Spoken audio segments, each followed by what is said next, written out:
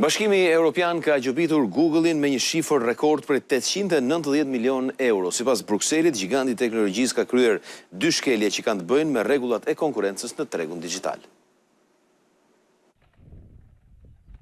Google është gjobitur me një shumë totale prej 890 milion eurosh nga Bashkimi Evropian për shkelje të rregullave të konkurrencës në tregun digjital. Sipas Komisionit Evropian, kompania ka favorizuar shërbimet e veta si ofertat për blerje, hotele dhe fluturime, duke i renditur më lart në rezultatet e kërkimit krahasuar me platformat konkurrente. Nga kjo shumë, 460 milion euro lidhen me mënyrën se si funksionon motori i kërkimit Google, ndërsa 430 milion euro janë vendosur për kufizimet që u janë bërë zhvilluesve të aplikacioneve në Google Play. Sipas autoriteteve europiane, zhvilluesit nuk janë lejuar të i drejtojnë përdoruesit drejt ofertave më të lira në faqet e tyre ose në dyqane alternativ të aplikacioneve. Komisioni Evropian i ka kërkuar Google të trajtojë në mënyrë të drejtë dhe të paanshme shërbimet e kompanive të tjera dhe t'u jap zhvilluesve më shumë liri për të ofruar alternativa jashtë platformës së tij.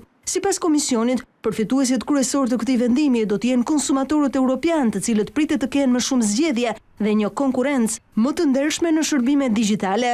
Kjo është gjoba më e madhe edhe ndonjëherë nga Bashkimi Evropian, pasi më parë Apple është gjobitur me 500 milion euro dhe Meta me 200 milion euro. Megjithatë, këto raste kishin të bënin vetëm me një shkelje të vetme.